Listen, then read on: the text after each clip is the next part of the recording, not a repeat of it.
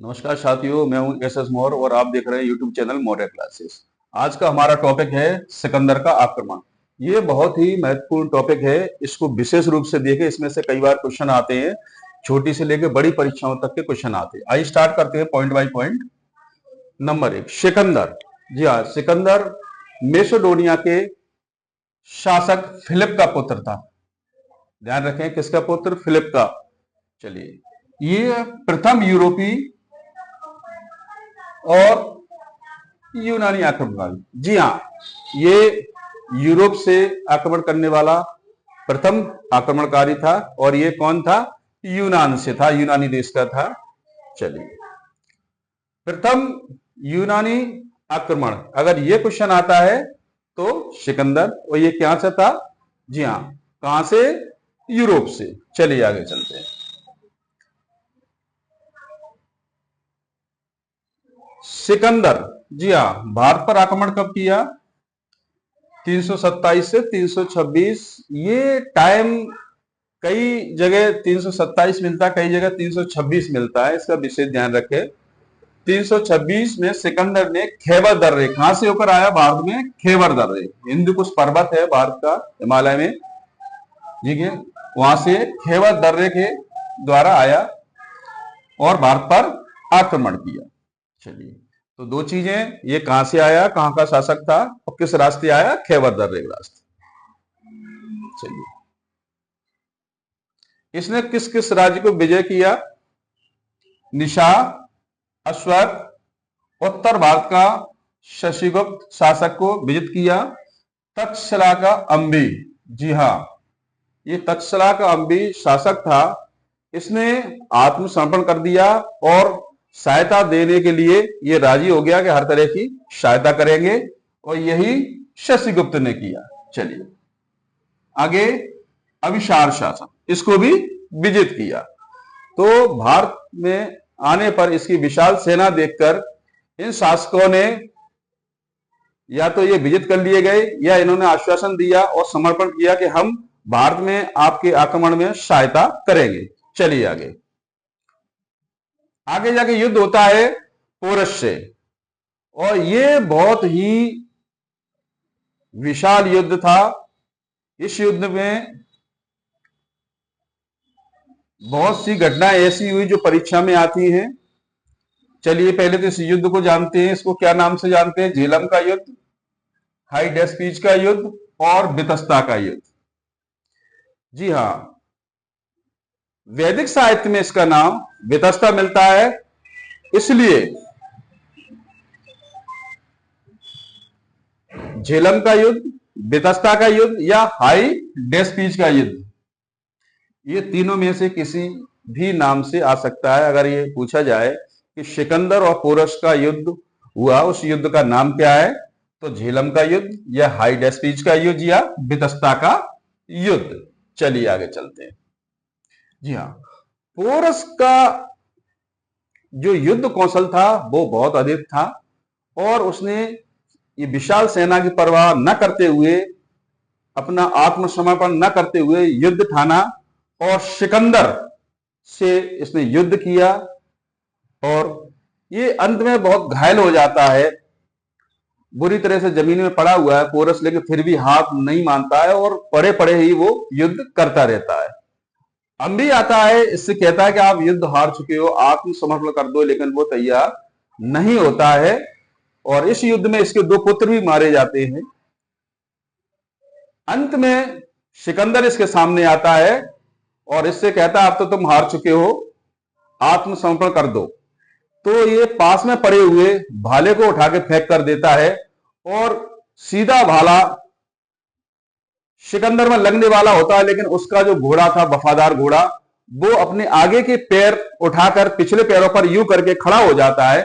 इससे वो भाला उस घोड़े की छाती में धंस जाता है और वो घोड़ा मर जाता है, लेकिन अपने सवार की रक्षा करता है। चलिए, उस घोड़े का नाम था बुकेफला।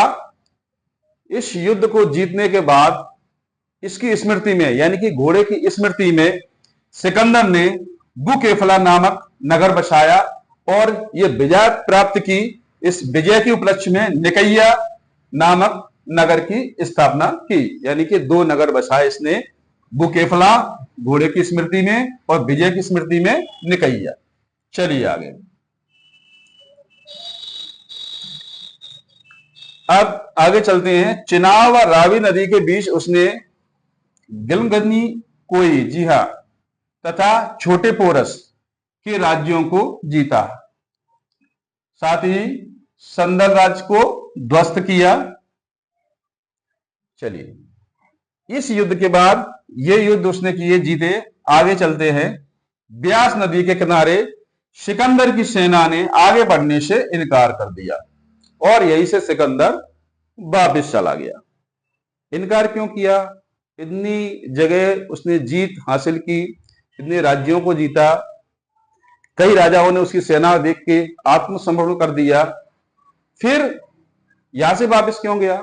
देखिए, महीनों से उसकी सेना लड़ रही है, कई सैनिक घायल है, कई थके हुए हैं, कई अपने घर की याद कर रहे हैं, और यहां आके नंद शासक को जीतना, यानी कि मगध पर आक्रमण करना, ये एक बहुत बड़ी चुनौती थी, क्योंकि यहां पर ब्यास नदी को पार करना था, साथ ही साथ पहाड़ी क्षेत्र था, पहाड़ी क्षेत्र के बीच में बसा हुआ था ये नगर।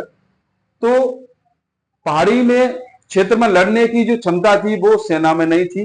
साथ ही साथ मगध फेमस था किस लिए? लोहे की खदानों के लिए। तो यहाँ के हथियार भी काफी अच्छे और मजबूत थे। इन सारे कारणों के कारण सेना इनकार कर देती है और सिकंदर को यहां से वापस लौटना पड़ता है।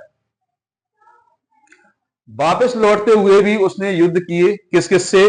देखिए, शिबोई, मालव, क्षुद्रक, कठ, मुशिकनोई, अश्नोई, इन राज्यों से उसने युद्ध किया और जीत हासिल की। अश्नोई राज्य में 7,000 सैनिकों को इसने बंदी बनाया और उनको क्षमा कर दिया, लेकिन रात्रि में उसने इन 7,000 सैनिकों को मौत के घाट उतार दिया। उसका कारण यह था, ये राजा हार जाता है, लेकिन उसकी रानी सेना लेके आक्रमण करती है और ये 7,000 सैनिक गिरफ्तार कर लिए जाते हैं। इसी से रुष्ट होकर उसने पहले तो इनको क्षमा याचना के लिए स्वीकार कर लेता है, उनकी क्षमा याचना, और इनको माफ कर देता है, लेकिन बाद में रात्रि में इनकी हत्या करवा देता है। मालव, जी हां, इससे युद्ध करते समय सिकंदर बुरी तरह से घायल हो जाता है और यही इसकी मृत्यु का कारण बनता है। चलिए आगे।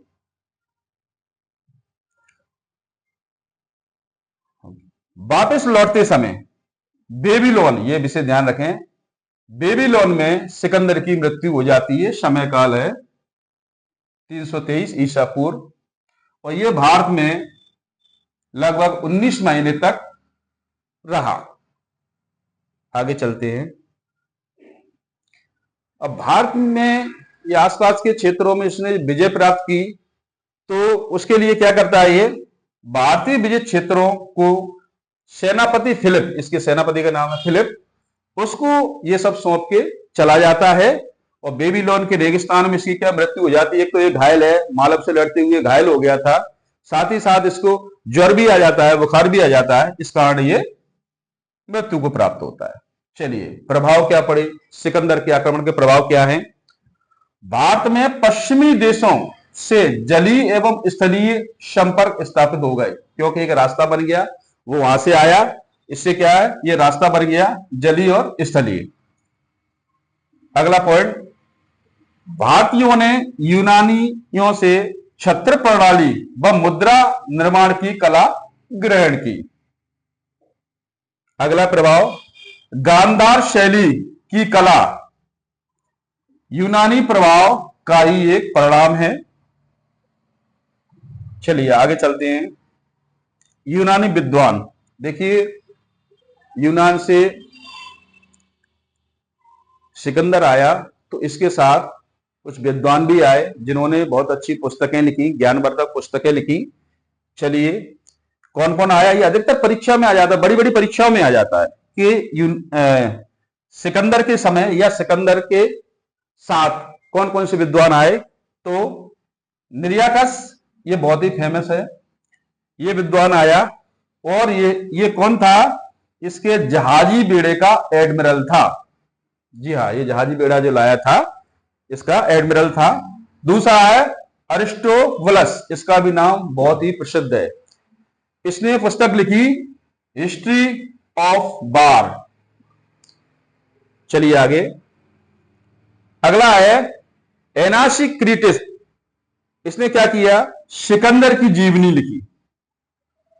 तो ये तीन नाम, निरियाकस, अरिस्टोबुलस और एनासिक्रीटिस, इनका विशेष ध्यान रखें, अधिकतर परीक्षा में पूछे जाते हैं। तो इसने क्या किया? सिकंदर की जीवनी लिखी, साथ ही साथ ये जहाजी जो बेड़ा था इसका, ये इसका चालक भी था। चलिए आगे, काबुल में सिकंदरिया, जी हाँ, इसको अलेक्जेंड्रिया भी बोलते हैं, सिकंदरिया नगर की स्थापना की। लास्ट पॉइंट जो बहुत ही महत्वपूर्ण है, ये आपको बहुत कम देखने को मिलता है, बहुत कम पुस्तकों में ये चीज मिलती है।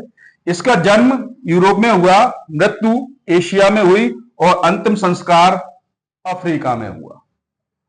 तो ये इससे संबंधित मुख्य मुख्य पॉइंट थे, इनको आप विशेष रूप से कंपटीशन के लिए तैयार करें, ये आपके लिए बहुत उपयोगी है।